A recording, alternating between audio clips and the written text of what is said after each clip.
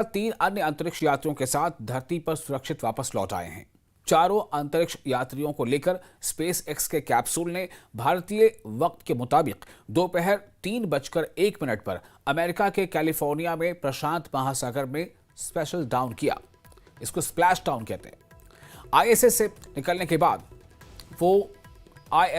बाद वो लगभग 22.5 घंटे का सफर करके पृथ्वी पर लौटे।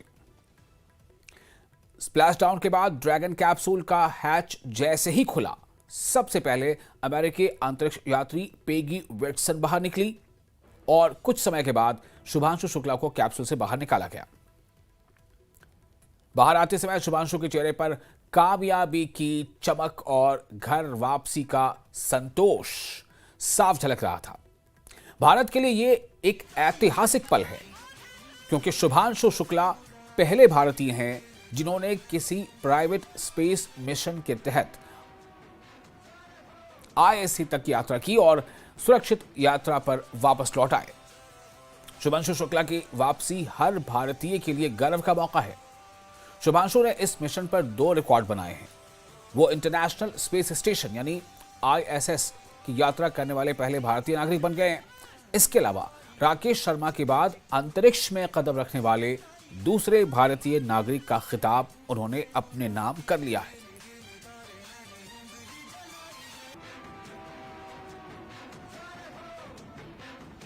To maintain visual contact with the vehicle as it's making its final descent towards water landing. And it's a little foggy, as you can see there. Yeah, Pacific fog is rolling in. We've got some very bright lights as drag. Shubhanshu की mother भी इस वक्त हमारे साथ जुड़ रही हैं यहाँ पे। माता जी, आंखें नम थी आपकी। बेटे को आपने देखा सकुशल बाहर निकले, और जब बेटा बाहर निकला शुभांशु तो उसने कहा अंगूठा दिखाते हुए ऑल इज वेल। इसको देख के बहुत अच्छा लगा कि ऑल इज वेल, बट चेहरे पे तो थकान कहीं न कहीं लग ही रही। चेहरा इतना ज़्यादा ऐसे नहीं था उसका चेहरा। ठीक है, 2-1 दिन में ठीक हो जाएगा।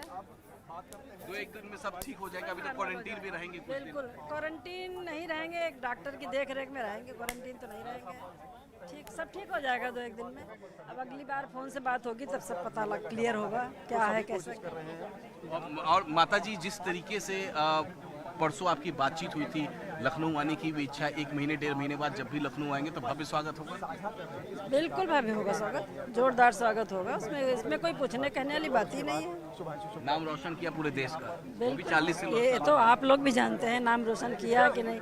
आप लोग ज्यादा दिखाते हैं सबको, आप लोग ज्यादा समझते हैं इस चीज को। नाम तो रोशन किया ही। शुभांशु शुक्ला की माता जी हैं और पूरा का पूरा परिवार जो है इस वक्त खुश है काफी ज्यादा, क्योंकि शुभांशु इतने दिनों बाद वो स्पेस से वापस लौटे हैं। बेटे को बाहर निकलते हुए आपने देखा, पहली फीलिंग क्या थी? नहीं, बहुत अच्छा लगा। बच्चे को जो देखकर बड़ा खुशी हुई कि अब सब सुख सफल हो गया। अब कोई इच्छा नहीं रही, बच्चा बिल्कुल सफल आ गया, सब कुछ हो गया। अब हम लोग बिल्कुल सुकून से हैं। ईश्वर को बस धन्यवाद करेंगे कि उसने सफल सब कुछ कर दिया। ये हमारे लिए बड़ी भाग्य की बात है।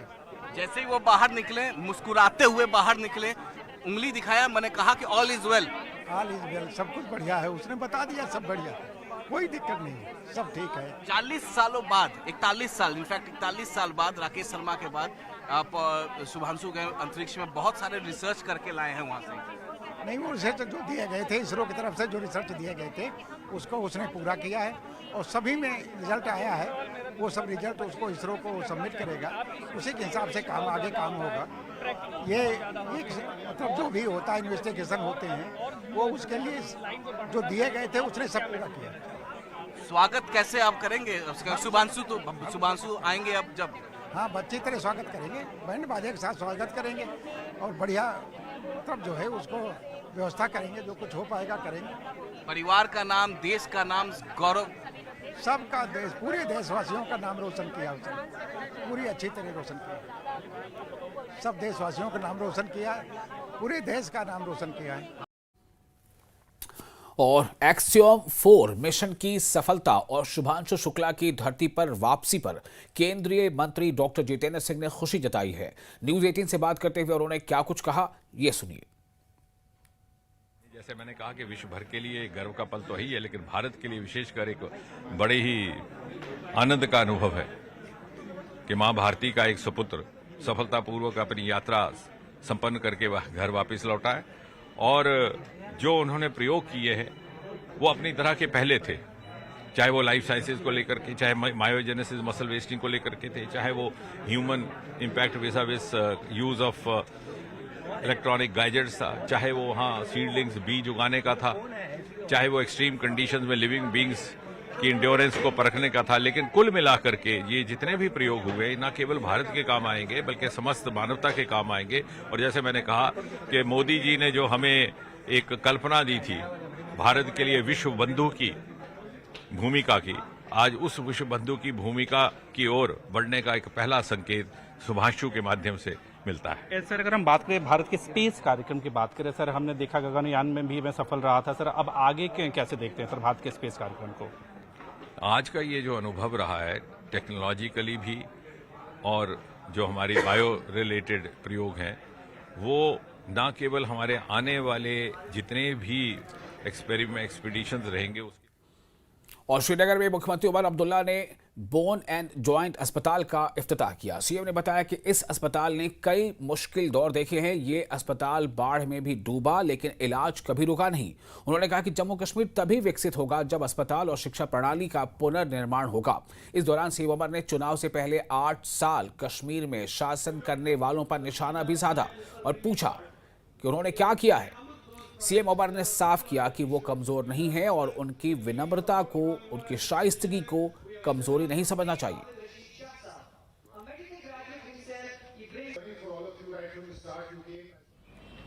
इस बोन एंड जॉइंट हॉस्पिटल में बहुत देखा है। जम्मू कश्मीर का, खासकर कश्मीर का, श्रीनगर का उतार चढ़ाव अगर किसी एक अस्पताल में देखा तो वो बोन एंड जॉइंट में देखा। अच्छे दिन में इस अस्पताल की हालत ठीक रही, जब बुरे दिन आए तो इस अस्पताल में बहुत एक मुश्किल दौर से गुजरा। पिछले खासकर 30-35 सालों में जो हालात बोन एंड जॉइंट हॉस्पिटल में देखे हैं शायद किसी और अस्पताल में नहीं देखे। और यहां तक कि जब बीच बीच में कहीं मौसम की खराबी, कहीं और तबाही, तो उसका भी सबसे ज्यादा असर अगर कहीं हुआ तो यहां पे सैलाब आया तो सबसे पहले अगर पानी चढ़ा तो बोन एंड जॉइंट अस्पताल में। मुझे आज भी वो रात याद है 2014 सितंबर में, नासिर आपको याद होगा, इस बंड पे हम खड़े थे पुल के नीचे और कोशिश कर रहे थे कि किस तरह ये बंड हम बचा सकें और पानी जो है अस्पताल में आने से हम रोक पाए। लेकिन उस सैलाब के बाद भी इस अस्पताल ने लोगों को इलाज करना जो है उसमें रुकावट नहीं लाई। हम यहां किसी के एहसान पर नहीं बैठे हैं। 8 साल यहां उन लोगों ने हुकूमतें की जो एहसान के बुनियाद पर यहां बैठे रहे। हमें अगर एहसान है तो सबसे पहले अल्लाह ताला का, फिर जम्मू कश्मीर के लोगों का, और किसी का एहसान नहीं है। हमारी शराफत को हमारी कमजोरी मत समझिए। मैं ये कहना चाहता हूं, कहीं ना कहीं कुछ लोगों को ये गलतफहमी हो गई है कि क्योंकि हम ऊंची आवाज में बात नहीं करते, हम धमकियां नहीं देते, हम गुंडागर्दी नहीं करते तो हम कमजोर हैं। हम कमजोर नहीं हैं जनाब। यहां के लोगों की ताकत ने हमें इस मंजिल पे और इस मंच पे, इस स्टेज पे बिठाया हुआ है। हम इस ताकत की रक्षा, इस ताकत की रखवाली और इस ताकत की तहफ़्फ़ुज़ करेंगे। अवामी नेशनल कॉन्फ्रेंस के वरिष्ठ उपाध्यक्ष मुजफ्फर अहमद शाह ने कहा है कि ये बेहद दुर्भाग्यपूर्ण है कि पुलिस ने चीफ मिनिस्टर उमर अब्दुल्ला के साथ उस वक्त दुर्व्यवहार किया जब वो 13 जुलाई 1931 को मारे गए लोगों की कब्रों पर नमाज अदा करने जा रहे थे। श्रीनगर में एक प्रेस कॉन्फ्रेंस को संबोधित करते हुए मुजफ्फर शाह ने कहा कि अब ये मान लिया गया है कि पहलगाम आतंकी हमला सुरक्षा चूक के कारण हुआ था। उसी तरह यह भी मान लिया जाना चाहिए कि सोमवार को चीफ मिनिस्टर के खिलाफ की गई कार्रवाई अलोकतांत्रिक थी और उपराज्यपाल को इस बारे में जांच शुरू करनी चाहिए। देर आए दुरुस्त आए, आपने ये आज कबूल कर लिया कि ये आपकी अपनी सिक्योरिटी लैप्स थी, एक मामला बना था। मैं चाहूंगा कि आप जो कल आपके चीफ मिनिस्टर को, जिनको इलेक्टेड रिप्रेजेंटेटिव जो यहां के हैं, जिस तरह से आपकी एडमिनिस्ट्रेशन ने, क्योंकि पुलिस आपके हाथ में है, एक क्रिमिनल एक्ट मैं तस्वुर करता हूं उसको, कि आपकी देखरेख के तहत एक इलेक्टेड चीफ मिनिस्टर के साथ पुलिस गुत्थम गुत्ता होती है और लगभग मैन हैंडलिंग पे बात आ जाती है।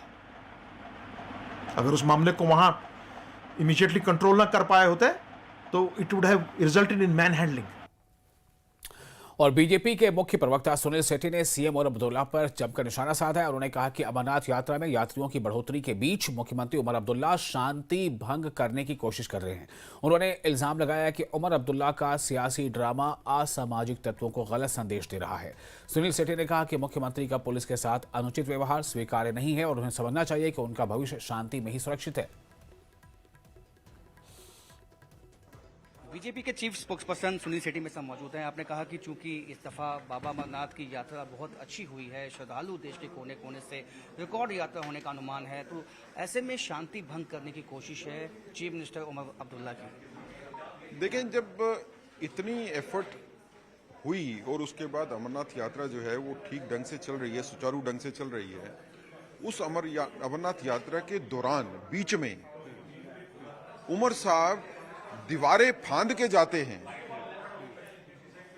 सो कॉल्ड मार्टियर्स डे को सेलिब्रेट करने के लिए या वहां पे श्रद्धांजलि देने के लिए। तो ये कौन से चीफ मिनिस्टर हैं जिनको खुद कानून व्यवस्था की कोई परवाह नहीं है, जो कानून को नहीं मानते? उनको रोकने की कोशिश की जाती है, वो धक्का मुक्का करके अंदर जाते हैं। और आप 1931 13 जुलाई के किन लोगों को शहीद बताते हो? वो लोग जो 5000 के करीब लोग जो है जिन्होंने सेंट्रल जेल के ऊपर अटैक किया, जहां पे एक स्पेशल कोर्ट चल रही थी और जिसमें एक देशद्रोह का मुकदमा जिसके ऊपर चल रहा था, अब्दुल कादिर, उसको पकड़ के रखा हुआ था। वो 5000 लोग जाते हैं वहां से उसको छुड़वाने के लिए। कानून व्यवस्था को बनाए रखने के लिए अगर वहां पे फायरिंग होती है और उससे पहले जो है वार्निंग भी होती है, बाकी भी सारा इस्तेमाल किया जाता है जो तंत्र में होता है, तो आप उन लोगों को शहीद कैसे कहते हो? अगर आप उन लोगों को शहीद कहते हो तो क्या आप उकसा नहीं रहे कि जो आज के दिन में आतंकवादी जेलों में बंद हैं, आप चाहते हो कि जनता जाके फिर कोर्टों के ऊपर अटैक करे और जेलों में अटैक करे उनको छुड़वाने के लिए? आप किस तरह की व्यवस्था बनाना चाहते हो? आप किस तरह के लोगों को हीरो बनाना चाहते हो कश्मीर की सोसाइटी का? कश्मीर की सोसाइटी के हीरोज 13 जुलाई अराजकता फैलाने वाले और उसमें मरने वाले वो नहीं हैं। कश्मीर का हीरो जो है वो लोग हैं जिन्होंने कश्मीर के लिए जान दी, देश के लिए लड़ते हुए। पटियाला हाउस कोर्ट ने बारामूला से सांसद अब्दुल रशीद शेख उर्फ इंजीनियर रशीद की अंतरिम जमानत याचिका पर आदेश सुरक्षित रख लिया है। रशीद ने 21 जुलाई से संसद के मानसून सत्र में भाग लेने के लिए अंतरिम जमानत या वैकल्पिक रूप से हिरासत में ले जाकर सत्र में भाग लेने की इजाजत मांगी है। कोर्ट अब 21 जुलाई को इस पर फैसला सुनाएगा। रशीद फिलहाल आतंकवादी फंडिंग मामले में न्यायिक हिरासत में है। यह मामला हाफिज सईद से जुड़े आतंकी वित्त पोषण से संबंधित है। दिल्ली की एनआईए कोर्ट के विशेष जज चंद्रजीत सिंह की अदालत ने अभियोजन पक्ष और बचाव पक्ष की दलीलों को सुनने के बाद फैसला सुरक्षित रख लिया था।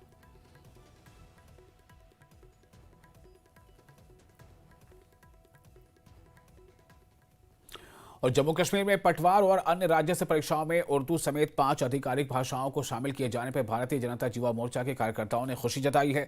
उन्होंने इसे एक ऐतिहासिक फैसला बताया है और कहा है कि इससे उन उम्मीदवारों के लिए मौके बढ़ेंगे जो उर्दू भाषा नहीं जानते थे।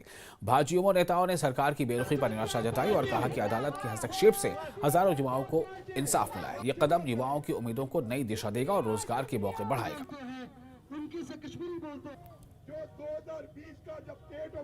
बाकी 4 जो स्टेट ऑफिशियल लैंग्वेजेस हैं उनको इंक्लूड किया गया है। हमारी लड़ाई किसी को एक्सक्लूड करने की नहीं थी। हमारी लड़ाई जो थी वो सभी 5 की 5 स्टेट ऑफिशियल लैंग्वेजेस को इंक्लूड करने की थी, जिसमें सबसे ज़्यादा बोले जाने वाली जो भाषा है, लैंग्वेज है, वो कश्मीरी लैंग्वेज है।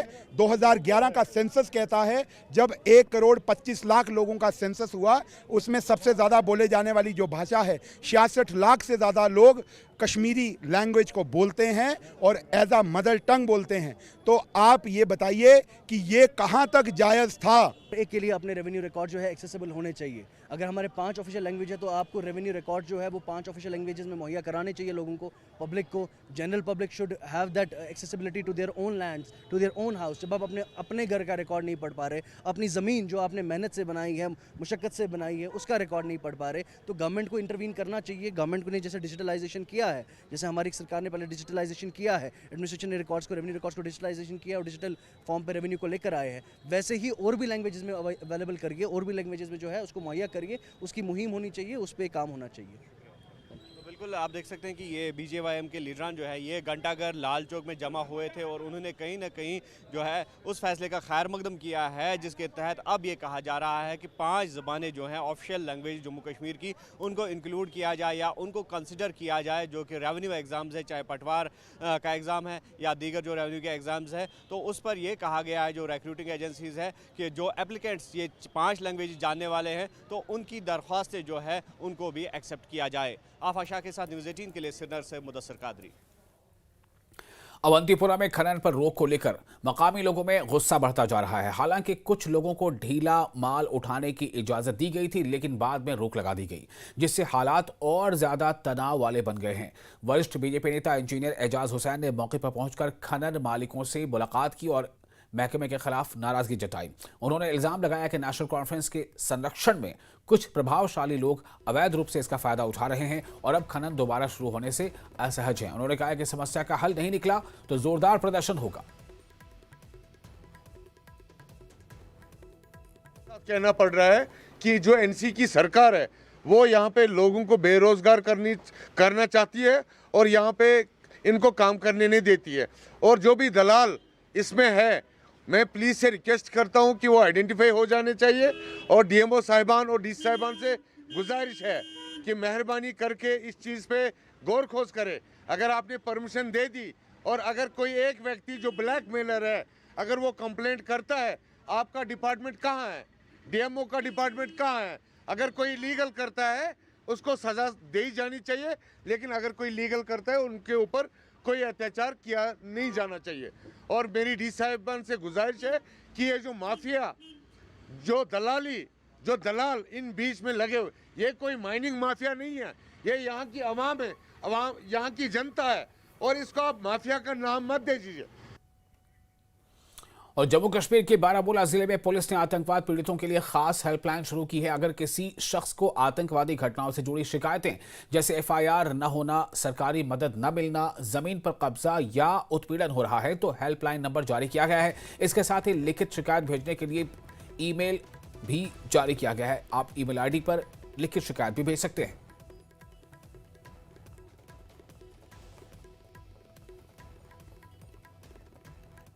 और श्रीनगर में मुत्तहिदा मजलिस उलमा यानी MMU मुत्तहिदा मजलिस उलमा की बैठक का आयोजन किया गया। बैठक में कश्मीर के प्रमुख सुन्नी और शिया धार्मिक संगठनों के नेता मौजूद रहे। इस दौरान एकता दिखाई गई और विभाजनकारी बयानों की निंदा की गई। इस दौरान सांप्रदायिक उकसावे से निपटने के लिए एक पैनल की भी घोषणा की गई।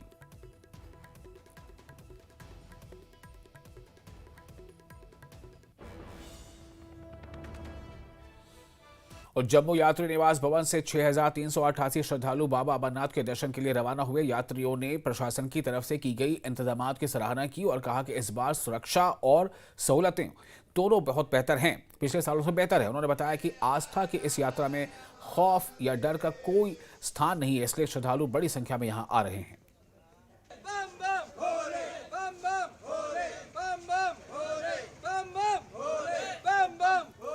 श्रद्धालुओं का जत्था निकला और इसी तरह जो जोश है वो बना हुआ है। अभी अब मैं भगवती नगर बेस कैंप पे मैं मौजूद हूँ। आप देख सकते हैं कि काफ़ी संख्या में जो श्रद्धालु हैं उनका आने का जो सिलसिला है, उनका जो तांता है वो जम्मू में लगा हुआ है। आज जो देश के कोने कोने से यहाँ पे श्रद्धालु जो हैं वो यहाँ पे पहुँच रहे हैं और जिस तरह से पिछले 2 हफ्ते में ही जो है 2 लाख का आंकड़ा जो है वो छू लिया है इस यात्रा ने। और उम्मीद यही जगी है कि इस दफ़ा केवल 38 दिन की यात्रा है, लेकिन इसके बावजूद जो है श्रद्धालुओं को इस दफा जो जोश उनमें है, उत्साह बना हुआ है, वो बना रहेगा और इसी तरह श्रद्धालु जो है आते रहेंगे। आप देखें जहां जहां आपकी निगाह जाएगी वहां वहां आपको दिखाई देगा कि कितनी संख्या श्रद्धालुओं की इस दफा देखने में आई है और आप देख सकते हैं कि उत्साह भी इनका बना हुआ है अभी तक। तो ये उत्साह की वजह यही है कि हर कोई चाहता है कि इस दफा भोलेनाथ के दर्शन जो है वो किए जाएं। आस्था के सामने कोई भय नहीं चलता है, कोई डर नहीं चलता है। वही इन्होंने आज दिखा दिया है कि जहां आस्था है वहां कोई कुछ भी कहे, लेकिन इनकी उत्साह में, इनके जोश में कोई कमी नहीं आएगी। अब 2 लाख से यात्रा हो चुकी है ज्यादा, लेकिन उसके बावजूद जो संख्या है वो निरंतर जो है वो बढ़ रही है। कितना अच्छा लग रहा है व्यवस्था देखकर आपको? सर बहुत अच्छा लग रहा है व्यवस्था देख के। हम लोग की जो सिक्योरिटी है वो भी बहुत प्यारी है, इसके लिए हम लोग धन्यवाद बोलेंगे। आप बताएं कि कहाँ से आए हो और कितना उत्साह है इस यात्रा को लेकर आपने? कानपुर से। हाँ, कितने लोग आए हो आप? काफी लोग लगते हो साथ में। 20 लोग। 20 लोग आए जी। कितनी दफा आए हो पहले? दूसरी बार आ रहे हैं हम लोग। अच्छा। तो पहले और आज में क्या अंतर लगता है और जो उत्साह इस दफा बना हुआ है श्रद्धालुओं में? हालांकि हर साल होता है, लेकिन इस दफा क्योंकि पहलगाम की घटना के बाद ये पहली बड़ी यात्रा है, तो आपको लगता है कि उत्साह पहले से ज्यादा है? बहुत ज्यादा है। तो संख्या आप देखें पीछे अभी जो है बसेस जो हैं वो निरंतर जो है जम्मू यात्री निवास भवन में पहुंच रही हैं और यहाँ यात्रु जो है वो देश के कोने कोने से पहुंच रहे हैं, जिसमें महिलाएं हैं, बूढ़े हैं, बच्चे हैं। और आप देखें संख्या, कितनी संख्या में ये लोग यहाँ पे पहुंच रहे हैं। क्या कहेंगे यात्रा को लेकर, कितने उत्साहित हैं? बहुत। बाबा बर्फानी की जो है कृपा हम लोगों पे है, तो हम लोग यहाँ आए हुए हैं दर्शन के लिए। कहाँ से आए हैं? कितने लोग आए हैं? लखनऊ से 16 लोग। तो लखनऊ से 16 लोग आए हैं, कहीं से 20, कहीं से 30, कहीं से 40। ये सब गुट बना के दोस्त, फैमिली जो सदस्य हैं वो सब मिलके जो है यहाँ पे पहुंचे हैं। और देखिए यहाँ पे इनकी चेकिंग जो है वो की जाएगी और उसके बाद इनका जो यात्री निवास भवन में प्रवेश है वो होगा। उसके बाद इनको जितने भी खाने पीने की, रहने की सुविधाएं हैं वो मुहैया होंगी। जिनकी डेट कल की है वो यात्री अभी से यहाँ पे पहुँचने लगे हैं और इनमें उत्साह भी पहले से ज़्यादा बना हुआ है। और लगातार जो है अनाउंसमेंट भी करते हुए कि आप पंक्तिबद्ध तरीके से यहाँ पे पहुंचे, क्योंकि यात्रियों का रश बहुत ज्यादा है और इसको व्यवस्थित करने के लिए भी प्रशासन जो है दिन रात लगा हुआ है। कैमरामैन चांद के साथ राजेंद्र वैद, न्यूज़ 18 जम्मू।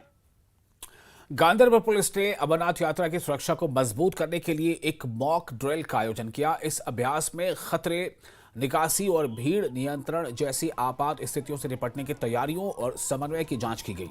वरिष्ठ अधिकारियों ने ड्रिल का निरीक्षण किया और सुरक्षा मानकों की समीक्षा की।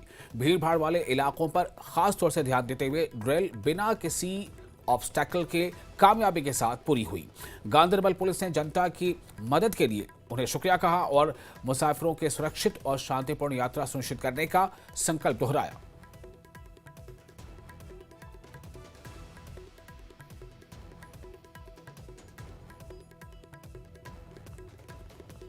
अवंतीपुरा पुलिस ने श्री अमरनाथ यात्रा के दौरान तीर्थ यात्रियों की सुरक्षा को बेहतर बनाने के लिए यात्रा मार्ग पर मॉक ड्रिल का आयोजन किया। इस अभ्यास का मकसद सुरक्षा एजेंसियों की तैयारी, सतर्कता का परीक्षण करना रहा। मॉक ड्रिल में आपातकालीन निकासी, भीड़ प्रबंधन और संभावित खतरों से निपटने के लिए अभ्यास किया गया। पुलिस ने कहा कि वे यात्रियों की सुरक्षा के लिए हर मुमकिन कदम उठा रहे हैं।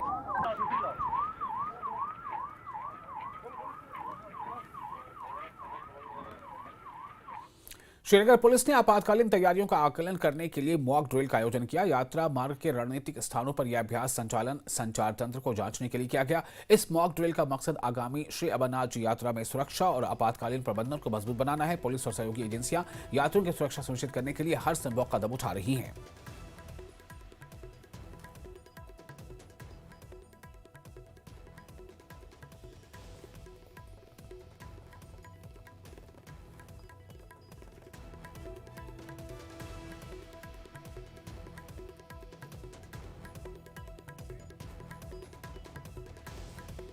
और फिलहाल एक छोटा सा ब्रेक लेंगे। ब्रेक के बाद खबरों का सिलसिला जारी रहेगा। बने रहे न्यूज़ 18 के साथ। मैं हूं विशाल।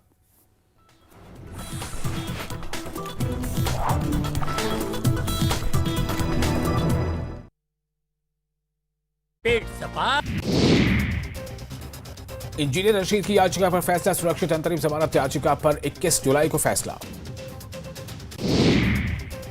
मुख्यमंत्री उमर अब्दुल्ला ने श्रीनगर को दी सौगात, बोन एंड ज्वाइंट अस्पताल का किया उद्घाटन, मरीजों को मिलेगी एडवांस मेडिकल फैसिलिटी।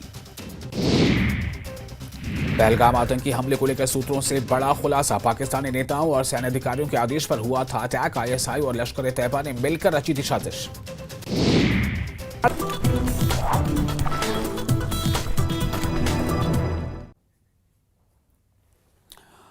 ब्रेक के बाद एक बार फिर आपका स्वागत है। श्रीनगर के बेमिना स्थित SKIMS मेडिकल कॉलेज में वार्षिक दिवस समारोह का आयोजन किया गया। कार्यक्रम में मुख्यमंत्री उमर अब्दुल्ला मुख्य अतिथि के तौर पर मौजूद रहे। उन्होंने अपने संबोधन में कहा कि उनके पिता उनको डॉक्टर बनाना चाहते थे, लेकिन उन्होंने इंजीनियरिंग की, लेकिन जीवन ने उन्हें एक अलग रास्ता दिखाया। उन्होंने शिक्षा मंत्री सकीना यतू का उदाहरण देते हुए कहा कि हर चीज़ किसी न किसी वजह से होती है। साथ ही उन्होंने टेक्नोलॉजी से डॉक्टरों को नई चुनौतियां मिल रही हैं, जैसे ChatGPT और गूगल, लेकिन सीएम ने कहा कि असली डॉक्टरों की मेहनत और सेवा का कोई मुकाबला नहीं है।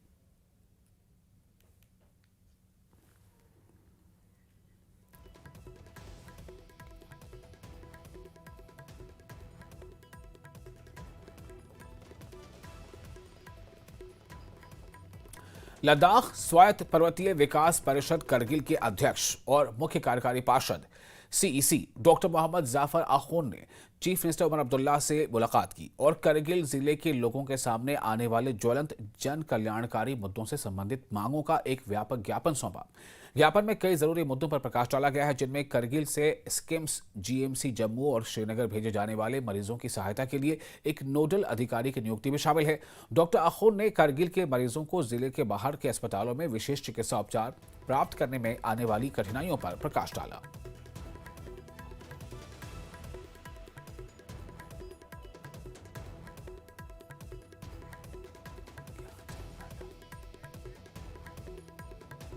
और फिलहाल एक छोटा सा ब्रेक लेते हैं। ब्रेक के बाद खबरों का सिलसिला जारी रहेगा। बने रहे न्यूज़ 18 के साथ। मैं हूं विशाल।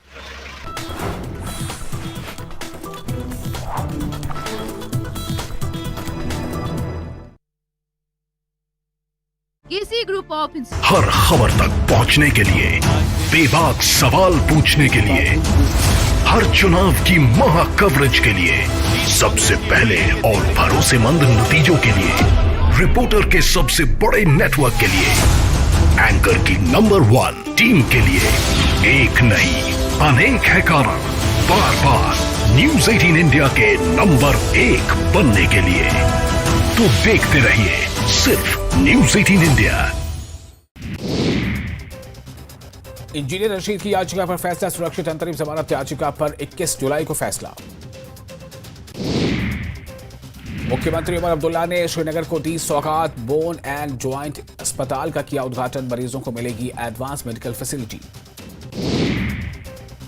पहलगाम आतंकी हमले को लेकर सूत्रों से बड़ा खुलासा, पाकिस्तानी नेताओं और सैन्य अधिकारियों के आदेश पर हुआ था अटैक, आईएसआई और लश्कर तैयबा ने मिलकर रची थी साजिश। इंजीनियर रशीद की याचिका पर फैसला, सुरक्षित अंतरिम जमानत याचिका पर 21 जुलाई को फैसला। मुख्यमंत्री उमर अब्दुल्ला ने श्रीनगर को दी सौगात, बोन एंड ज्वाइंट अस्पताल का किया उद्घाटन, मरीजों को मिलेगी एडवांस मेडिकल फैसिलिटी।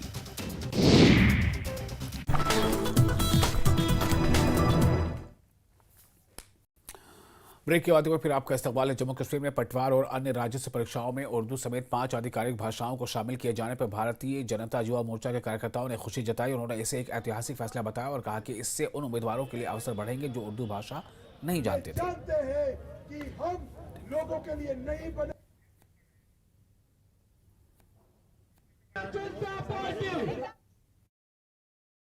बाकी 4 जो स्टेट ऑफिशियल लैंग्वेजेस हैं उनको इंक्लूड किया गया है। हमारी लड़ाई किसी को एक्सक्लूड करने की नहीं थी, हमारी लड़ाई जो थी वो सभी 5 की 5 स्टेट ऑफिशियल लैंग्वेजेस को इंक्लूड करने की थी, जिसमें सबसे ज़्यादा बोले जाने वाली जो भाषा है, लैंग्वेज है, वो कश्मीरी लैंग्वेज है। 2011 का सेंसस कहता है जब 1,25,00,000 लोगों का सेंसस हुआ, उसमें सबसे ज़्यादा बोले जाने वाली जो भाषा है, 66 लाख से ज़्यादा लोग कश्मीरी लैंग्वेज को बोलते हैं और एज आ मदर टंग बोलते हैं। तो आप ये बताइए कि ये कहाँ तक जायज़ था? एक के लिए अपने रेवेन्यू रिकॉर्ड जो है एक्सेसिबल होने चाहिए। अगर हमारे 5 ऑफिशियल लैंग्वेज है तो आपको रेवेन्यू रिकॉर्ड जो है वो 5 ऑफिशियल लैंग्वेजेस में मुहैया कराने चाहिए लोगों को, पब्लिक को। General public should have that accessibility to their own lands, to their own house. जब आप अपने घर का रिकॉर्ड नहीं पढ़ पा रहे, अपनी ज़मीन जो आपने मेहनत से बनाई है, मुशक्क़त से बनाई है, उसका रिकॉर्ड नहीं पढ़ पा रहे, तो गवर्नमेंट को इंटरवीन करना चाहिए। गवर्नमेंट को ने जैसे डिजिटलाइजेशन किया है, जैसे हमारी सरकार ने पहले डिजिटलाइजेशन किया है, एडमिनिस्ट्रेशन ने रिकॉर्ड्स को, रेवेन्यू रिकॉर्ड्स को डिजिटलाइजेशन किया और डिजिटल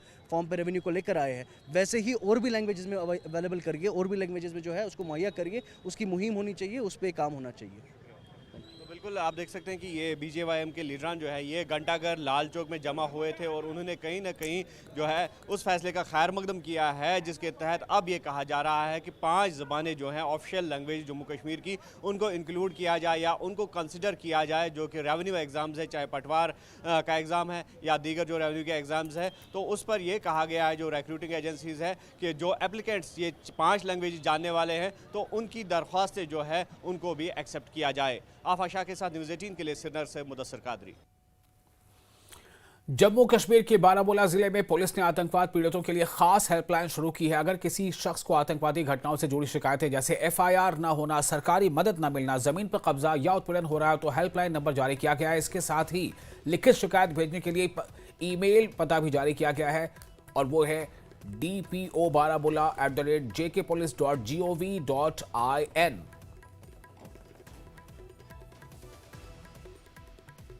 श्रीनगर में मुत्तहिदा मजलिस उलमा यानी MMU की बैठक का इनेकाद किया गया। बैठक में कश्मीर के प्रमुख सुन्नी और शिया धार्मिक संगठनों के नेता मौजूद रहे।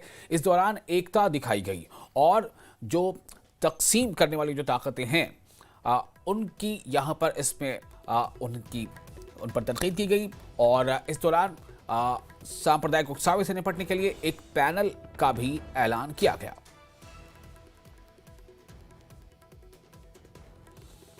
जम्मू यात्री निवास भवन से 6,388 श्रद्धालु बाबा अमरनाथ के दर्शन के लिए रवाना हुए हैं। यात्रियों ने प्रशासन की तरफ से की गई व्यवस्थाओं की सराहना की और कहा कि इस बार सुरक्षा और सुविधा का स्तर पिछले सालों से बेहतर है।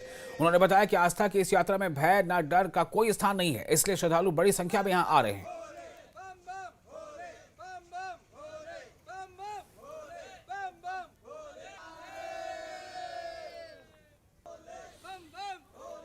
गांधरबल पुलिस ने अमरनाथ यात्रा की सुरक्षा को मजबूत करने के लिए एक मॉक ड्रिल का आयोजन किया। इस अभ्यास में खतरे, निकासी और भीड़ नियंत्रण जैसी आपात स्थितियों से निपटने की तैयारियों और समन्वय की जांच की गई।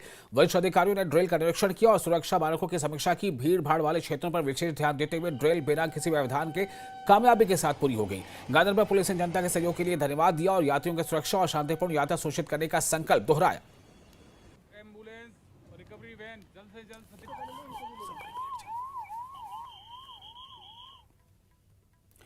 अवंतीपोरा पुलिस ने श्री अमरनाथ यात्रा के दौरान तीर्थयात्रियों की सुरक्षा को बेहतर बनाने के लिए यात्रा मार्ग पर मॉक ड्रिल का आयोजन किया। इस अभ्यास का मकसद सुरक्षा एजेंसियों की तैयारी, सतर्कता का परीक्षण करना रहा।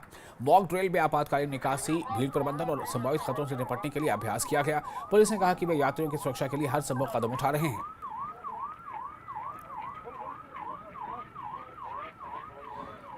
श्रीनगर पुलिस ने आपातकालीन तैयारियों का आकलन करने के लिए मॉक ड्रिल का आयोजन किया। यात्रा मार्ग के रणनीतिक स्थानों पर यह अभ्यास संचार तंत्र को जांचने के लिए किया गया। इस मॉक ड्रिल का मकसद आगामी श्री अमरनाथ यात्रा में सुरक्षित और सुरक्षा के साथ साथ आपातकालीन प्रबंधन को मजबूत बनाना है। पुलिस और सहयोगी एजेंसियां यात्रियों की सुरक्षा सुनिश्चित करने के लिए हर संभव कदम उठा रही हैं ताकि यात्रा सुरक्षित और सुगम हो सके।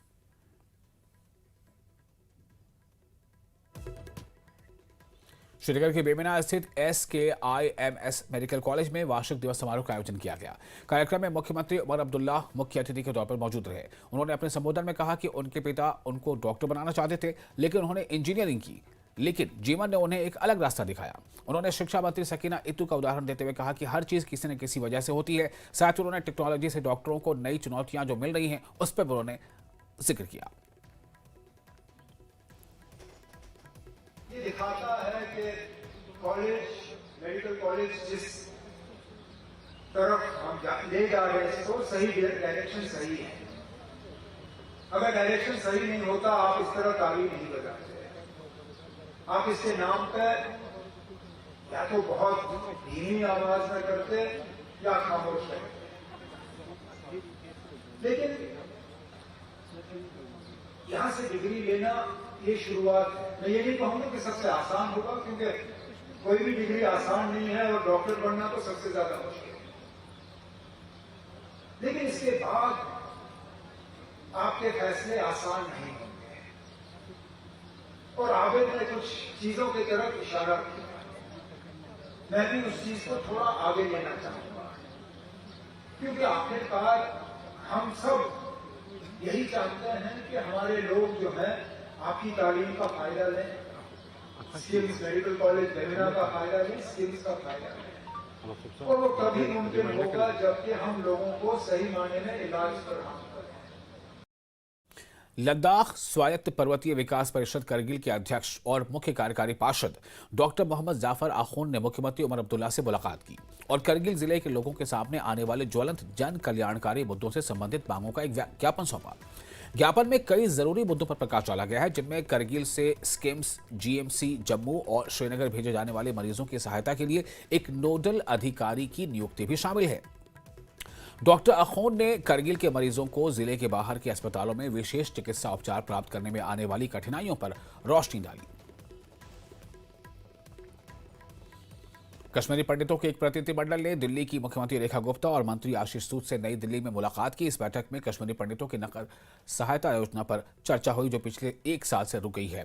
प्रतिनिधिमंडल ने इस योजना को फिर से शुरू करने की मांग की है ताकि जरूरतमंदों को मदद मिल सके। बैठक में कई समाज के नेता और कार्यकर्ता मौजूद रहे। ये मुलाकात कश्मीरी पंडितों की समस्याओं को हल करने की दिशा में एक महत्वपूर्ण कदम बताया जा रहा है।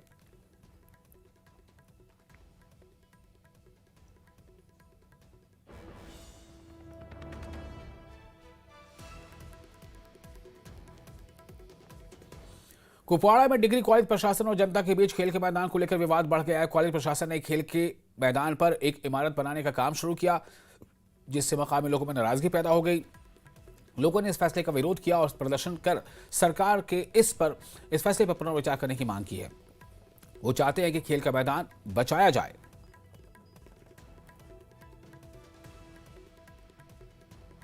का मैदान, खेल का मैदान छीन लेंगे। मुझे बताइए, ये 200, 250, 300 बच्चे कुछ खेलते हैं, कुछ तमाशा देखते हैं, ये कहाँ की तरफ जाए? मेरी गुजारिश है एडमिनिस्ट्रेशन से और ख़ासकर हमारे मोहतरम प्रिंसिपल साहब से कि आप बिल्डिंग बनाइए, आपके लिए मुतबादिल जगह है, साथ में दाएं बाएं जाइए, लेकिन खेल का मैदान आपका भी है और इन बच्चों का भी है। इन बच्चों को खेल के मैदान इनसे मत छीनिए। आप इनका बचपन छीन रहे हैं, आप इनकी जवानी छीन रहे हैं, आप इनके जज्बात छीन रहे हैं। मुझे इस वक्त भी अपने कायद सजाद गनी लोन साहब ने कहा कि आप जाइए वहाँ, साहब से भी बात कर लीजिए और जितने भी हमारे यहाँ नुमाइंदा, चाहे मीर फयाज साहब हैं या जितने भी दूसरे लोग हैं, सब के सब इस हक में है कि ये खेल का मैदान ही रहे, इसमें इमारतें तामीर ना हो जाएं। बदकिस्मती का आलम है आज के। मैंने कल भी प्रिंसिपल साहब से कहा कि मत छीनो इन जवानों का जो ये आशियाना है, मत छीनो। हाँ, हम इसके जो बिल्डिंग इस वक्त बन रही है, हम इसके खिलाफ नहीं है, लेकिन गवर्नमेंट इस डिग्री कॉलेज के पास बहुत ज़मीनें हैं, इनके पास बहुत वसाइल हैं, लेकिन पता नहीं है कि ये इसमें 1-2 इनके जो मुलाजिम है वो क्या सियासत खेल रहे हैं। ये बज़िद बैठे हैं कि नहीं, हम जी इधर ही बनाएंगे, ये बिल्डिंग नहीं बननी चाहिए इसमें। ये हम जाने तिनका जुमा करके हमने ये बनाया, उसके बाद हमने वो चावल वगैरह सब जवानों ने घर से निकाले और बेच दिया और उसका काम भी शुरू किया है। फिर उसके बाद हम उस वक्त था MP फयाज मीर साहब, उसने भी काम दिया। ये इस वक्त गाँव का है, मान लिया ये ज़मीन डिग्री कॉलेज के, हम इसके खिलाफ नहीं है, लेकिन लड़के जो इसमें 200-300 लड़के जो खेल रहे हैं इसमें, हम इसमें ये नशे की तरफ नहीं जाने चाहिए लड़कों को। बस हमारा बस ये रिक्वेस्ट है मेम साहब, DC मेम साहब और जो एडमिनिस्ट्रेशन है और उमर अब्दुल्ला साहब से गुजारिश है, तो इसको मेहरबानी करके आप इसकी जगह जो दूसरी जगह इसको मिलते। और कुपवाड़ा में BSF की 187वीं बटालियन ने रक्तदान शिविर लगाया। कार्यक्रम में जवानों ने बढ़ चढ़कर हिस्सा लिया और जरूरतमंदों की मदद की। मौके पर कमांडिंग ऑफिसर भी मौजूद रहे। BSF न सिर्फ सीमाओं की रक्षा करता है बल्कि समाज सेवा में भी आगे रहता है। बहुत ही नोबल काम है और आप खून देके एक शख्स की जान बचा रहे हैं, तो जिस तरीके से बॉर्डर सिक्योरिटी फोर्स हमारी सरहदों के ऊपर, बॉर्डर्स के ऊपर तैनात है, और इसी तरह से हम सोचते हैं कि ये हमारी एक सोशल रिस्पॉन्सिबिलिटी भी है, जिसमें कि हम ब्लड डोनेट करें, और जो कि हॉस्पिटल वगैरह के अंदर जिन लोगों को ब्लड की ज़रूरत है, वो उसके लिए ये ब्लड इस्तेमाल किया जा सके। आज BSF सेक्टर हेडक्वार्टर कुपवाड़ा और गवर्नमेंट हॉस्पिटल और मेडिकल कॉलेज हंडवारा ने कंबाइन एक मेडिकल कैंप ऑर्गेनाइज़ किया, जिसमें ब्लड डोनेशन हम लोग कर रहे हैं, और हमारे जवानों ने काफ़ी अपना वो होश उल्लास के साथ में आज काफ़ी लोगों ने आज ब्लड डोनेट किया है। डोडा में भगवा लिंक रोड पर बोलेरो वाहन फिसलकर करीब 20 फीट गहरी खाई में जा गिरी। गाड़ी चला रहे बोल सिंह हादसे में बाल बाल बचे, लेकिन उनकी पत्नी आशा देवी गंभीर रूप से घायल हो गई। उन्हें तुरंत इलाज के लिए GMC डोडा रेफर किया गया।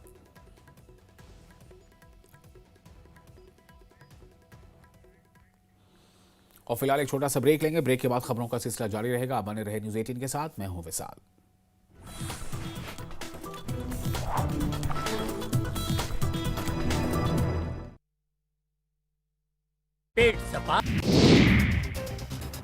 इंजीनियर रशीद की याचिका पर फैसला। सुरक्षित अंतरिम जमानत याचिका पर 21 जुलाई को फैसला। मुख्यमंत्री उमर अब्दुल्ला ने श्रीनगर को दी सौगात। बोन एंड ज्वाइंट अस्पताल का किया उद्घाटन। मरीजों को मिलेगी एडवांस मेडिकल फैसिलिटी।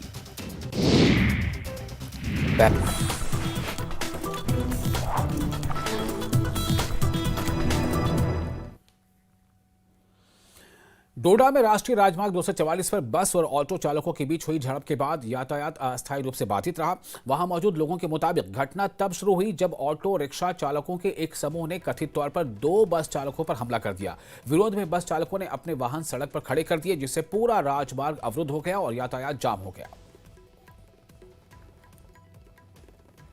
देर वो आया अड्डे वाला, कहता अड्डा दे। मैंने कहा किस चीज का अड्डा? अगर नेशनल हाईवे अड्डा बंद है तो अड्डा किस चीज का? इतनी सारी बात कहता तेरे बाप का रोड है। मैंने कहा मेरे बाप का तो नहीं है, लेकिन अड्डा किस चीज का देना? इतनी सारी बात पे वो हथामोई पे आ गया। ये देखिए यहाँ पे ये कमर पे कहता है कि मैं तुझे मार दूंगा। मैं ठेकेदार हूँ, मेरे पास ये पुलिस जेब में है। अगर उसके पास पुलिस जेब में, तो हमने कौन से कानून के पास जाना है? कहाँ जाए हम जब पुलिस ही उसके जेब में है? आप क्या कहना चाहते हो? हम चाहते हैं FIR उस पर कटे, हम जाने को तैयार है। FIR कटे, ड्राइवर को मारा। एक ड्राइवर की बात नहीं है सर, ये कई ड्राइवरों की बात है, लेकिन कोई एक्शन नहीं होता है। उल्टा ड्राइवर से FIR, ड्राइवर के ऊपर FIR काटी जाती है और ड्राइवर को अंदर किया जाता है। हर बार ड्राइवरों के साथ क्यों जुल्म किया जाता है? और डोडा में जिला विकास आयुक्त हरविंदर सिंह ने लाडली फाउंडेशन और स्वच्छ भारत मिशन 2O के सहयोग से GMC में 2 मंजिला सुविधा केंद्र की आधारशिला रखी। इसमें भूतल पर सार्वजनिक शौचालय बनाया जाएगा, जबकि प्रथम तल पर युवाओं, विशेषकर महिलाओं के लिए कौशल विकास केंद्र स्थापित किया जाएगा। आयुक्त ने समय निर्माण और विभागीय समन्वय पर जोर दिया। साथ ही भद्रवाह और गड्ढों में भी ऐसे केंद्र स्थापित करने की घोषणा की गई। इससे स्वच्छता को बढ़ावा मिलेगा और युवाओं को नए मौके मिलेंगे। इस GMC एसोसिएटेड हॉस्पिटल में लोगों को आ रही थी वो ये थी कि कोई एक पब्लिक टॉयलेट नहीं था। हम काफ़ी देर से अलग अलग ऑर्गेनाइजेशंस के कांटेक्ट में थे, बट फाइनली हमें SBM 2.0 में एक टॉयलेट का सेट मिला है, जिसमें स्पेशल फैसिलिटीज़ रहेंगी for male, female as well as special abled लोग, और जिसमें बेदिंग की फैसिलिटीज़ रहेंगी। मतलब जो हमारे लोग यहाँ पे शाम को अटेंडेंट्स होते हैं, उनको बेदिंग के लिए कोई जगह नहीं है, नहाने के लिए या फ्रेशन अप होने के लिए। तो अब ये एक नया टॉयलेट सेट बनने जा रहा है, जो कि तकरीबन 25 लाख की जिसकी कॉस्ट है। और ये 2 स्टोरी एक टॉयलेट सेट रहेगा, जिसमें नीचे टॉयलेट फैसिलिटीज़ रहेंगी पब्लिक के लिए, आवाम के लिए, और ऊपर एक हम स्किल सेंटर खोलने का प्लान कर रहे हैं, या फिर यहाँ के लिए जो नीडफुल रहेगा उस हिसाब से हम उस सेकेंड फ्लोर को यूज़ करेंगे। बट आई पर्सनली फील इसकी जो हमने लोकेशन सिलेक्ट की है, ये OPD ब्लॉक के बाहर है, सामने ओवरलुक करती है जो हमारा हॉस्पिटल है, और इसमें आसपास की दुकानें हैं, लैब हैं। ये सारी चीज़ें इस जगह में ज़रूरी थी। और मुझे उम्मीद है कि जिस तरह से लाडली फाउंडेशन, जिसके आकाश जी आज हमारे साथ आए हैं और SBM 2.0 इन्होंने उनके साथ टाई अप करके हमें फैसिलिटी देने की एक मुहिम चलाई है, तो ये एक शुरुआत है डिस्ट्रिक्ट डोडा में। और मुझे उम्मीद है कि इस टॉयलेट फैसिलिटी से, जैसे प्रधानमंत्री जी का एक लक्ष्य है स्वच्छ भारत बनाने का, उसी तरह हम बच्चियों के लिए एक अच्छा एवेन्यूज़ यहाँ से क्रिएट करेंगे और ये हॉस्पिटल और पूरे डिस्ट्रिक्ट बच्चियों के लिए एक अच्छे एवेन्यू के साथ साथ। और अंतर्राष्ट्रीय विश्वविद्यालय ने कश्मीर की सूफियाना मौसीकी के संगीत वाद्य यंत्रों के संरक्षण के लिए तुलकुल आर्ट्स एंड मीडिया कलेक्टिव के साथ MOU पर हस्ताक्षर किया है। ये सहयोग जम्मू कश्मीर कला, संस्कृति और भाषा अकादमी की पहल से हुआ है। इस समझौते का मकसद इन दुर्लभ वाद्य यंत्रों का दस्तावेजीकरण, डिजाइन, संग्रह तैयार करना और उनके सांस्कृतिक महत्व को उजागर करना है। इस साझेदारी से कश्मीर के शिल्पकार विश्वविद्यालय आएंगे और छात्रों को इन वाद्य यंत्रों की कला और इतिहास के बारे में जानकारी देंगे, जिससे कश्मीर के समृद्ध सांस्कृतिक विरासत को बचाने में मदद मिलेगी। फिलहाल अनंत नेशनल यूनिवर्सिटी जो गुजरात का अहमदाबाद में स्थित है, उसमें मैं प्रोफेसर हूँ और वहाँ पे हमारा एक सेंटर हमने ओपन किया। उसको हम नेशनल सेंटर या सेंटर ऑफ नेशनल इम्पोर्टेंस के रूप में लेना चाहता हूँ। अभी नया हमने इसका शुरुआत किया। ये सेंटर का नाम है Anant center for documentation and development of crafts. ये इसका जो ऑब्जेक्टिव्स है, मेन ऑब्जेक्टिव्स है कि हमारा ये जो वादिया है इंडिया, यहाँ पे बहुत सारी क्राफ्ट्स है, आर्ट्स है, जो धीरे धीरे खत्म होने का कगार में है, रिश्ते में है। इसको अगर हम नहीं बचा सके, उसका ऊपर में अगर हम प्रॉपर डॉक्यूमेंटेशन यानी किताब लिखे और जो कलाकार इसके साथ जुड़े हुए हैं उनको परिचय ना करें, उनको जितना सम्मान देने का, रिकॉग्निशन देने का दरकार है वो हम नहीं करें, और इस नॉलेज को, ये आर्ट को, हम आर्ट फॉर्म को हम आने वाला जो जनरेशन, जो पीढ़ी है, उसको किस तरह से बरकरार रख के उसका पास हम ये पासन करें, ये चीज़ का ऊपर में। और राजौरी में DLSA के सहयोग से सैनिक कल्याण कार्यालय में पूर्व सैनिकों के लिए लोक अदालत का आयोजन किया गया। इसका उद्देश्य ये सुनिश्चित करना है कि देश भर में सैनिक कर्मियों, पूर्व सैनिक विधवाओं और आश्रितों जिनके अदालती मामले हैं, इन्हें प्राथमिकता वाले मामलों में अलग अलग किया जाए और इन्हें निःशुल्क कानूनी सलाह दी जाए। ज़रूरी है हमारे लिए, क्योंकि आज फिर ये लोक अदालत यहाँ पे एक एस्टेब्लिश हुआ है, जिसमें लीगल सर्विसेज अथॉरिटीज़ के काफ़ी सारे वकील साहब यहाँ पे आ रखे हैं और उनके सेक्रेटरीज भी यहाँ पे आ रखे हैं, चेयरमैन भी यहाँ पे हैं, जो कि हमारे जितने भी एक्सर्विसमैन हैं, जिनके भी कोई जो लीगल इश्यूज़ हैं या कोर्ट केसेस हैं, उनकी जो है सुनवाई हो रही है। साथ ही साथ यहाँ पे एक पैरा लीगल वॉलंटियर, उनको भी अपॉइंटमेंट के लिए शॉर्टलिस्ट किया गया है और जिनको फॉर्मली जो है बाद में यहाँ पे अपॉइंट किया जाएगा, उनको जो है लाइक यहाँ पे हमारे ऑफिस में काम करेंगी। और साथ ही साथ हमारे ऑफिस में एक लीगल एड क्लिनिक ये सेटअप किया गया है। इस क्लिनिक का मतलब ये है कि जितने भी जो हमारे जो सर्विस पर्सनल हैं या कोई रिटायर्ड जो हमारे जवान हैं या वीर नारीज़ हैं, विडोज़ हैं, डिपेंडेंट्स हैं, ऑर्फन्स हैं, जो फौज से जो ताल्लुक़ रखते हैं, उनके कोई भी जो लीगल इश्यूज़ हैं, कोई भी उनके कोर्ट केसेस हैं, वो यहाँ पे पहले आ जाएंगे हमारे पास में, जहाँ पे उनको जिस क्लिनिक में एडवाइस किया जाएगा। और राजौरी शहर के 2 प्रमुख स्थानों पर गंदगी के बड़े ढेर जमा हो गए हैं, जिससे इलाके में रहने वाले और वहां से गुजरने वाले लोग परेशान हैं। इस गंदगी की वजह से बीमारियां फैलने का खतरा बढ़ गया है। स्थानीय लोग जिला प्रशासन और म्युनिसिपल काउंसिल से गंदगी हटाने की मांग कर रहे हैं, लेकिन अभी तक कोई कारगर कार्रवाई नहीं हुई है। लोगों ने कहा कि म्युनिसिपल काउंसिल की उदासीनता से उनकी समस्याएं बढ़ रही हैं।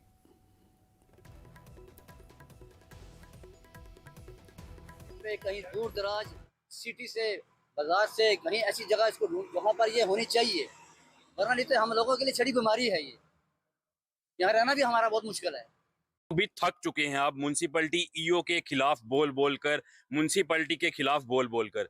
आज राजौरी की वो हालत हो चुकी है जो हालत किसी पहाड़ी के चोटी में कोई अगर एक इलाका है जहां पे कोई नहीं रहता, उधर भी साफ सुथरा होगा, वहां पे भी इतनी गंदगी नहीं होगी जितनी बुरी हालत आज राजौरी शहर की हो चुकी है।